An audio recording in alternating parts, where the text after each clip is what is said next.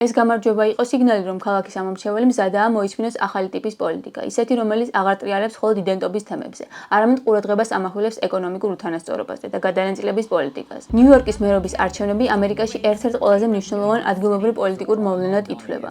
ქალაქის მერი ხშირად განიხილება როგორც ეროვნული პოლიტიკის მომავალი ტენდენციების მაჩვენებელი. ბოლო წლებში ამერიკაში მემარცხენეთა დემოკრატის სოციალისტ ოფ ამერიკა თანდათან იძენს ხმას დემოკრატიული პარტიის შიგნით.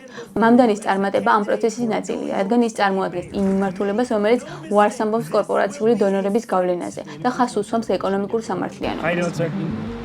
My name is Zoran Mamdani. I'm running for mayor. And why did you not vote? Because I don't believe in the system anymore. Anymore. So did you believe in it at one point? ეს ყველაფერი ხდება იმ დროს, როცა ნიუ-იორკი დგას სერიოზული სოციალური გამოწვევების წინაშე. ბინების ფასები რეკორდულად გაიზარდა, ქალაქში უმუშევრობა და ცხოვრების ხარჯები იზრდება, ხოლო პოლიციის რეფორმა და უსახლკარობის პრობლემები კვლავ გადაუჭრელია. ამ ფონზე მამდანის კამპანია გამოდის მკაფიო გზავნილებით.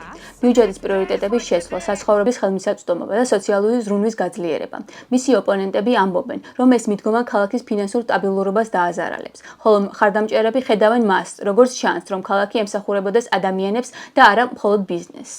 ყველა პოლიტიკოსი აცხადებს, რომ ნიუ-იორკი მსოფლიოს უდიდესი ქალაქია. მაგრამ რა აზრი აქვს ამას, თუ აქ ცხოვრება არავის შეუძლია? მერია კორუფციაშია ჩაფლური. ცხოვრების გაძვირებაა რეალური კრიზისი. ნიუ-იორკელებს ქირისა და ბავშვის მოვლის ხარჯები ანადგურებს. ქვეყნის ყველაზე ნელი ავტობუსები კი დროსა და სიმშვიდეს გვართმევს. მშრომელ ხალხს აძევებენ იმ ქალაქიდან, რომელიც მათ ააშენეს. მერს შეუძლია ამის შეცვლა და სწორედ ამიტომ ვიწყებს საარჩევნო კამპანიას.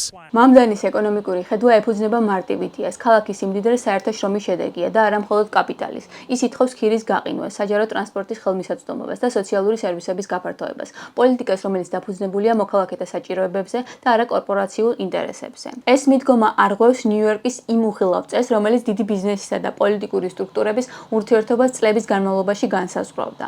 მდიდრების დაბეგრვის იდეა, რომელიც მამდანის კამპანიის ცენტრალურ თემად იქცა, საშიშად აღიქმება იმ ქალაქში, სადაც მილიონერების რაოდენობა მსოფლიოში ერთ-ერთი ყველაზე მაღალია.